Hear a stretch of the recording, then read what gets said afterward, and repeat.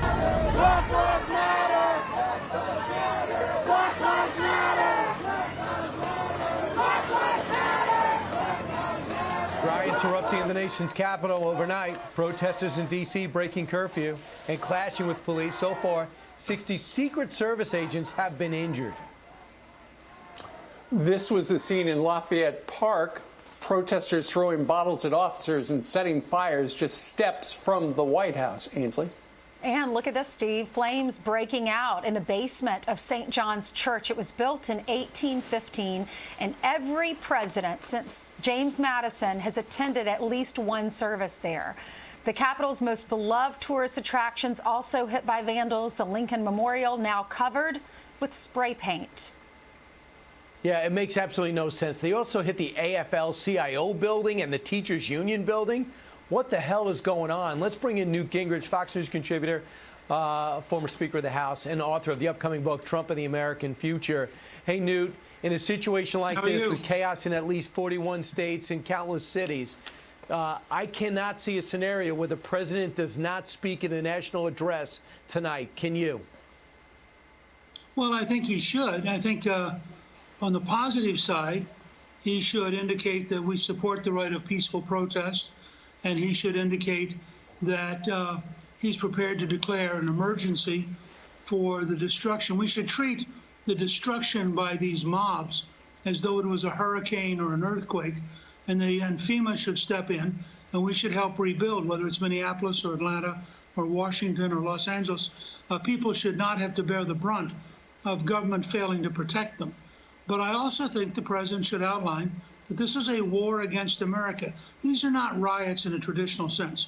You have a nationwide group, Antifa is part of it, but there are other elements involved.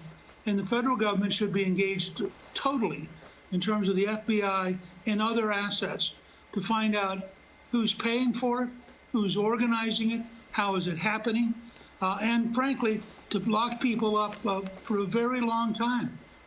We should also go back and look at all the video we have, because a lot of these people are caught on camera setting a police car on fire, defacing the Lincoln Memorial, setting fire to a church that dates back to 1816. You know, civilizations have to protect themselves. And I think we're in a crisis in our country where we've got to decide, is American civilization worth protecting? In which case, we have to do whatever it takes to put down the people who would destroy our country. Yeah, and you know, Newt, the president over the weekend, what he did was he said that Democrats were not tough enough on violent protesters and vowed to designate Antifa a terrorist organization. And then we heard Bill Barr come out. But at the same time, you've seen a number of mainstream media pundits who have said the president can't do that. The Department of Justice can't do that. But they've got to do something. Well, I mean, look, there are laws, and Andy McCarthy's written two really powerful columns about this as a former Justice Department lawyer who actually prosecuted terrorists. And he said, of course we can. There's a law going all the way back to 1807 that the federal government has an obligation to protect you. When that man was beaten to death in Dallas, the United States government failed in its duty to protect him. And I think when you look around the country, when you see a police station burned down, when you look at the kind of things they're doing to the Lincoln Memorial, and I frankly don't understand why the mall wasn't protected last night. Whether that means you bring in the American military or that you bring in the D.C. National Guard. But this nonsense of the mayor posturing and then losing total control of her city is something that we shouldn't have to put up with. And I think Americans have to make a real decision here. I am totally for the right of peaceful demonstration within a framework.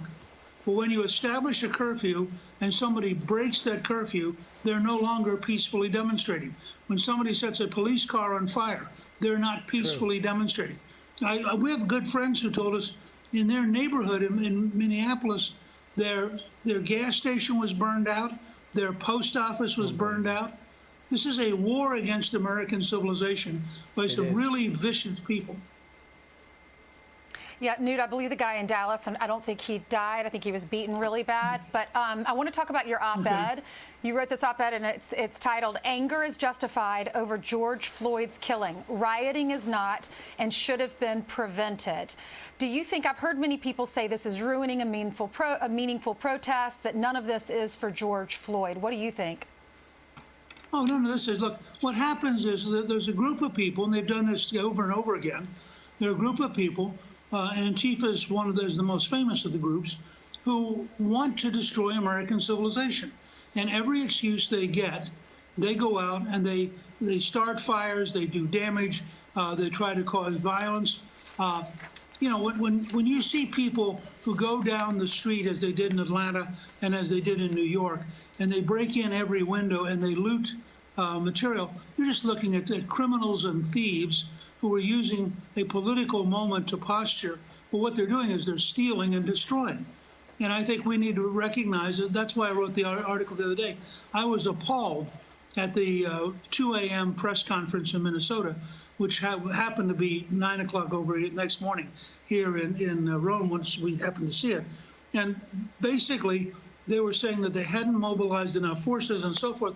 And my reaction, and they finally have now, but my reaction at the time was, there are 13,000 members of the Minnesota National Guard. If you have to, you mobilize all of them.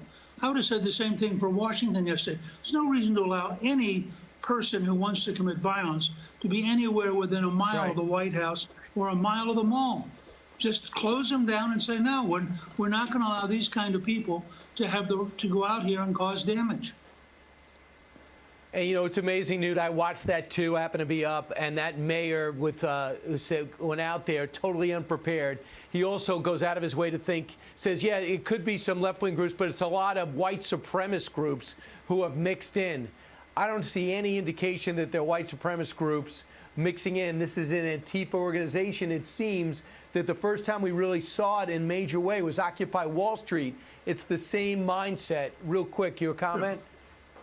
Well, yes, and they also are people who trashed Seattle years ago. And they've made a habit of this. One of the things I hope that the president's designation as a terrorist group will do is let's open up the funding.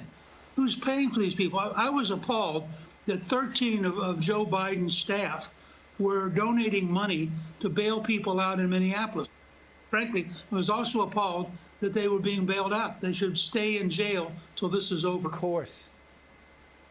All right.